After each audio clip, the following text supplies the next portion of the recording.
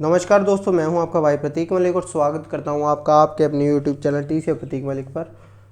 और अभी हमारी आज हिंदी पेडागोजी की लास्ट वीडियो रहेगी। हमारा हिंदी पेडागोजी पूरा हो जाएगा, जिसके अंदर हम बात कर रहे हैं उच्च प्राथमिक कक्षाओं के लिए। प्राइमरी वाला पेपर 1 का हमारा पूरा हो चुका है, आप वो वीडियो देख सकते हैं जो हमारी 3 बजे और 5 बजे आई हैं।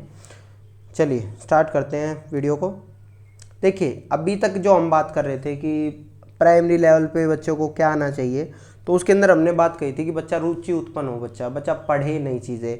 तो ये चीज़ है, तो यही है कि प्राथमिक कक्षाओं में समझते हुए पढ़ना लिखना सीख लिया है बच्चे ने, और उसके बाद में अब वो भावात्मक रूप से जुड़ सकता है। ठीक है, और अब वो उसको उठाकर पलटता है और पढ़ने की उत्सुकता पैदा होती है उसमें।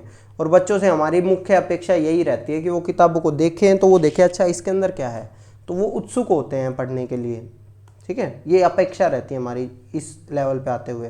फिर अच्छा, ये अपेक्षा भी रहती है कि जो हमारा समाचार पत्र होता है, आपको पता होगा न्यूज़पेपर में अलग पेज अलग के लिए होता है। जैसे देखा गया है कि लास्ट के पेज रहते हैं वो हमारे स्पोर्ट्स न्यूज़ होता है, उससे पहले वाला हमारा इकोनॉमिक्स से रिलेटेड होता है, जो इकोनॉमी बिजनेस वगैरह इस सारी से। बीच में संपादकीय वगैरह आती है, चाहे वो हिंदी का न्यूज़पेपर हो या इंग्लिश का न्यूज़पेपर हो, इसी तरह के। तो ये सारी चीज़ें उनको पता होनी चाहिए। ठीक है, कि कौन से न्यूज़पेपर में कौन सी जगह कौन सा आता है। कम से कम उनके घर पे जो न्यूज़पेपर आ रहा है उसमें उन्हें पेज के हिसाब से पता हो कि अच्छा ये चीज़ यहाँ मिलेगी। ठीक है, फिर आता है इस स्तर तक आते आते शिक्षार्थियों को पढ़ने और लिखने में यह बात भी शामिल हो जाए कि विभिन्न उद्देश्य, जो हमने बात की थी, जो हमें पिछली बार बताई गई थी प्राथमिक स्तर पे, कि विभिन्न उद्देश्यों के होते हैं। अब बच्चों को भी पता चलनी चाहिए कि हर चीज़ को लिखने और पढ़ने के विभिन्न उद्देश्य होते हैं। इसी वजह से देखिए, प्राथमिक स्तर पर हम नहीं लिखवाते बच्चों को औपचारिक या अनौपचारिक पत्र, लेकिन यहाँ इस स्तर पर लिखवाते हैं कि दोनों को अलग अलग तरह से लिखा जाता है। 6ठी से 8वीं में बच्चों को सिखा दी जाती है ये चीज़ कि मित्र को इस तरह से लिखना है और प्रधानाचार्य को इस तरह से लिखना है ना। चलिए, हमारे पढ़ने का तरीका इस बात पर भी निर्भर करता है कि हमारे पढ़ने का उद्देश्य क्या है। एक विज्ञापन को पढ़ना और एक सूचना को पढ़ने के तरीके में अंतर है। हमने बात की है इस बारे में, कोई दिक्कत की बात नहीं है। ठीक है, पहले भी बात की है इस बारे में। चलिए, अब अगला चलता है हमारा। देखिए, अब वहाँ पढ़ने की बात थी, यहाँ लिखने की बात है। जो मैंने वही बताया था, हमें ये जान लेना चाहिए बच्चे को, मतलब ये पता होना चाहिए कि पाठक कौन है। वो विद्यालय के बच्चे भी हो सकते हैं, शिक्षक भी हो सकते हैं, है ना, वो कोई भी हो सकता है। ये सेम लाइन हमारी प्राइमरी के अंदर भी थी, सेकेंडरी में भी ये उतनी ही यूज़फुल है। अब बच्चे को भी ये चीज़ें पता होनी चाहिए और दोनों परिस्थितियों में हम तरीकों और भाषा में बदलाव करें। ठीक है, कि अगर अभिभावकों और समुदाय को कर रहे हैं हम अपने पाठकों में शामिल, तो उसके हिसाब से हमारी भाषा में बदलाव भी आता है। ठीक है, चलिए देखिए, उच्च प्राथमिक स्तर पर अब हमें और अच्छे से अपने आप को अभिव्यक्त करना आना चाहिए, और अब ये और अधिक दृढ़ होनी चाहिए। लेखन का ये उद्देश्य भी यही है कि अभी तक हम बात कर रहे थे कि अपनी बात बता पाए, लेकिन अब और अच्छे से बता पाए, और ये उद्देश्य बहुत ज़्यादा दृढ़ है। ठीक है, कि ये जरूरी है कि बच्चा बता पाए। चलिए, उच्च प्राथमिक स्तर पर यह अपेक्षा भी रहती है कि शिक्षार्थी विभिन्न रचनाओं को पढ़कर उनमें झलकने वाली सोच, पूर्वाग्रह और सरोकार आदि को पहचान पाए। जो बात की थी हमने कि हर चीज़ के अंदर मीनिंग होता है एक, तो वही चीज़ है ना। अब वो विभिन्न तरह की शैली वगैरह और जितनी भी सारी चीज़ें होती हैं कि क्या कहना चाह रहा है इसमें कवि। जैसे आपने देखा होगा कि कक्षा 6ठी के बाद में ये चीज़ सिखाई जाती है बच्चों को कि कवि क्या कहता है, इसका अर्थ बताओ, ये बताओ। 5वीं तक थोड़ी होती है ये चीज़ें, जिसके अंदर आप सारी चीज़ें बताते हैं कि उनको लाइन दे दी होंगी, उनका मतलब वो बताते हैं। ठीक है, तो ये इसके उच्च प्राथमिक स्तर पे हम उनसे सोचते हैं ये वाली चीज़ कि बच्चों को आएगी और हमें सिखाना आना चाहिए, उन्हें हम सिखाएं उनको ये चीज़ें। कुल मिलाकर प्रयास यह होना चाहिए कि इस चरण के पूरा होने तक, यानी 8वीं तक किसी भाषा, व्यक्ति, वस्तु, स्थान आदि का विश्लेषण करना, व्याख्या करना, आत्मविश्वास और उस व्याख्या को आत्मविश्वास व स्पष्टता के साथ अभिव्यक्त करने में अभ्यस्त हो जाए। समझ रहे हो, किसी भी चीज़ की वो विश्लेषण कर सकें, उनकी व्याख्या कर सकें, और उस व्याख्या को अभिव्यक्त भी कर सके। बच्चे को ये आना चाहिए, है ना, हमें सिखाना है बच्चे को ये। वे रचनात्मक और सृजनात्मक ढंग से भाषा को बरतना सीख जाएं। ये चीज़ भी है कि वे सीख जाएं, ये कोशिशें हमें करनी है। देखिए ये सारी जो चीज़ें हैं, ये अभी जो मैं बात कर रहा हूँ, ये टीचर सिखाना चाह रहा है उन्हें ये सारी चीज़ें। अभी बाद में हम बात करेंगे क्या उनसे अपेक्षाएं हम रखें, ठीक है। इन सभी बातों को ध्यान में रखते हुए पाठ्यचर्या संबंधी सीखने सिखाने प्रक्रिया और सीखने संबंधी संप्राप्ति को दर्शाने वाले बिंदु दिए गए हैं। नीचे बिंदु हैं भाई, जो मैं बताऊंगा आगे कुछ बिंदु दिए गए हैं जिनको हम ये सोचते हैं कि हम अपेक्षाएं रखेंगे, वो हैं चीज़ें।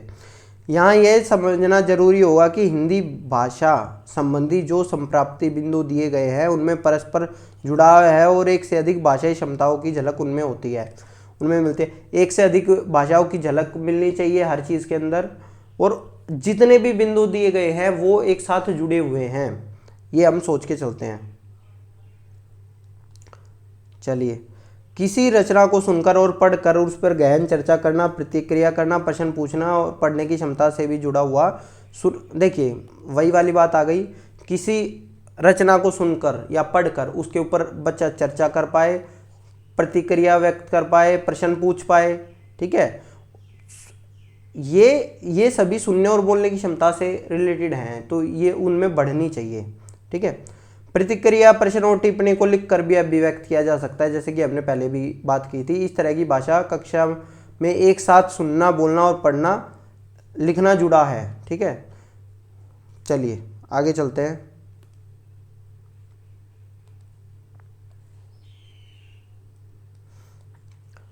पाठ्यचर्या संबंधी अपेक्षाओं को पूरा करने में शिक्षक की उपयुक्त प्रक्रियाओं में बड़ी भूमिका होती है। सीखने की उपयुक्त प्रक्रियाओं के बगैर सीखने संबंधी अपेक्षित संप्रेषिकी नहीं की जा सकेगी।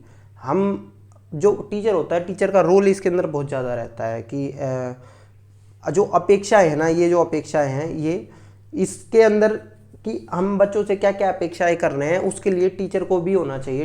टीचर भी उस लायक हो कि जो वो चीज़ें उनको सिखा पाए, ठीक है।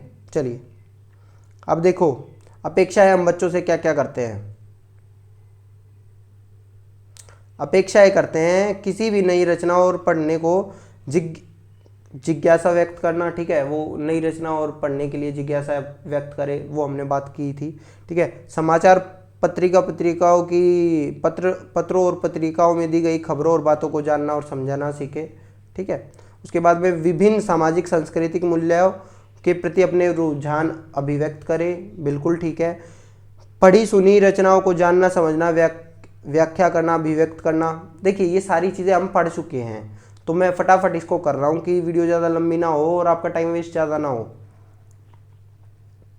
अपने व दूसरों के अनुभवों को कहना, सुनना, पढ़ना, लिखना, ठीक है। अब ये मौखिक भी हो सकता है, लिखित भी हो सकता है, सांकेतिक रूप में भी हो सकता है। अपने विचारों को और दूसरे के विचारों को, दोनों को, अपने वालों को बोल पाए और दूसरे वालों को सुन पाए, समझ पाए, ये सारी चीज़ें हम अपेक्षा कर सकते हैं बच्चों से। अपने स्तर के अनुसार वो बाल साहित्य, पत्र पत्रिकाएं, टेलीविज़न, कंप्यूटर, नाटक, सिनेमा पर अपनी राय दे। जो उसका लेवल है उसके हिसाब से वो अपनी राय भी दे। साहित्य की विभिन्न विधाएं, अब देखो विधा कौन कौन सी होती है। कविता होती है, कहानी, निबंध, एकांकी, संस्मरण, डायरी को समझ। देखिए आप अगर कोई किताब उठाएंगे, छठी की उठाएंगे, छठी से 8वीं तक की, तो आपको ये विधाएं दिखेंगे अलग अलग। तो बच्चों को इसीलिए सिखाई जाती हैं विधाएं कि बच्चा इनके बारे में जाने और उनका आनंद उठाए, ठीक है। फिर है भाषा साहित्य की विविध सृजनात्मक अभिव्यक्तियों को समझना और सराहना करना। अब जो भाषा साहित्य, देखिए भाषा साहित्य हमारा प्राइमरी के अंदर बच्चे में नहीं आया था, प्राथमिक स्तर में, लेकिन यहाँ वो उसका आ गया है कि वो बच्चा उसकी समझ बनाए और उसकी सराहना करे, ठीक है। हिंदी भाषा में अभिव्यक्त बातों की तार्किक समझ बनाना, हिंदी भाषा के अंदर उस लॉजिकल रहे, उसकी जो समझ रहे ना लॉजिकल रहे, ना कि रिजिड रहे, ठीक है। पाठ विशेष को समझना और उससे जुड़े मुद्दों पर अपनी राय देखना। देखिए एक पाठ जो होता है ना, वो खाली एक ऐसा नहीं होता। मान लीजिए कोई कहानी है, गोदान है, तो गोदान के अंदर कहीं ना कहीं जो आपका नोवेल था उसके अंदर कहीं ना कहीं गरीबी के बारे में बात की गई है। तो खाली गोदान की बात ना हो, वो उससे रिलेटेड जो गरीबी है उसके बारे में भी वो अपनी राय रख पाए। तो ये सारी चीज़ें हम उससे सोच सकते हैं कि जो उसके स्तर की जो रचनाएं हैं जो 6ठी से 8वीं तक में पढ़ाई जा रही हैं, तो उसके अंदर वो अपनी राय रख पाएगा। विभिन्न संदर्भों में प्रयुक्त भाषा की बारीकियाँ, भाषा की लय, तुक को समझना। ठीक है, ये हमने प्राइमरी के अंदर भी किया था। भाषा की नियमबद्ध प्रकृति को पहचानना और विश्लेषण करना। अभी ये प्राइमरी के अंदर ये चीज़ नहीं थी, लेकिन यहाँ आ गई है कि बच्चा भाषा की नियमबद्ध प्रकृति को पहचानेगा और विश्लेषण भी करना सीख जाएगा 6ठी से 8वीं में। भाषा के नए संदर्भों, परिस्थितियों का प्रयोग करना। भाषा के कुछ नए संदर्भ होते हैं, जैसे कि अभी संदर्भ किस तरह के रहते हैं, देखिए मैं बताता हूँ आपको। एक्चुअली संदर्भ होता क्या है? संदर्भ होता है परिस्थितियाँ। तो कहीं ना कहीं हमारे आसपास कुछ ना कुछ चेंज हो रहा होता है, कभी कोई मुद्दा ऊपर चलता है, कभी कुछ। तो ये जैसे फिलहाल में कोरोना है, तो कोरोना से रिलेटेड जो चीज़ें हैं ना, उसमें अब जो बात हो रही है, कोविड है, जैसे कोविड है, ये वर्ड बच्चों को ये समझ पाए कोविड का मतलब क्या है, मतलब नए जो संदर्भ हो रहे हैं ना, संदर्भ के हिसाब से उनका प्रयोग कर पाए बच्चा। ठीक है, इसी तरह से अन्य विषय जैसे कि विज्ञान, गणित, सामाजिक विज्ञान में उससे में भी उनका समझ बना पाए, उनसे रिलेटेड जो वोकैबुलरी है या जो भाषा है उसमें समझ बनाना और उसका प्रयोग कर सके। इसी तरह से हिंदी भाषा साहित्य को समझते हुए सामाजिक परिवेश के प्रति जागरूक होना। फिर वही वाली बात आ गई, भाषा साहित्य। भाषा साहित्य उसके अंदर बात आ रही थी मेरी बाल साहित्य की प्राथमिक पे, लेकिन यहाँ आती है भाषा साहित्य की, जो जरूरी है बच्चों के लिए। और ये कब जरूरी है? सामाजिक, ये किस लिए जरूरी है कि सामाजिक परिवेश के प्रति जागरूक होगा बच्चा उससे। ठीक है, क्योंकि आपको देखिए नोवेल वगैरह में कहीं ना कहीं एक डीप मीनिंग छुपा होता है, जैसे मैंने गोदान का बताया था। तो बच्चा उसमें कहीं ना कहीं अगर जो थोड़ा सा सिंपैथेटिक होगा या फिर इस तरह का रहेगा, तो उसको उस बारे में समझ होगी। ठीक है, समझ पड़ेगी उसको। दैनिक जीवन में तार्किक और वैज्ञानिक समझ को बढ़ाना ये जरूरी है भाई। इसी तरह से पढ़ी लिखी, सुनी देखी, समझी गई भाषा का सृजनशील प्रयोग वो कुछ क्रिएटिव बनाएगा उससे। ठीक है, तो यही सारी चीज़ें रहती हैं। तो आपका भैया हिंदी पेडागोजी का पार्ट हो चुका है। कल हम करेंगे इंग्लिश पेडागोजी का, शायद हाँ इंग्लिश पेडागोजी को करने की स्टार्ट करूँगा। ठीक है, तो आपका ये हो गया है। अब आप प्रीवियस पेपर आपके पास वहाँ से वो कर सकते हैं, कोई दिक्कत की बात नहीं है। और स्क्रीनशॉट आई होप आप सब ने ले ही लिया होगा। धन्यवाद दोस्तों, मैं था आपका प्रतीक मलिक और आप देख रहे थे पेपर 2 की हमारी हिंदी पेडागोजी। धन्यवाद।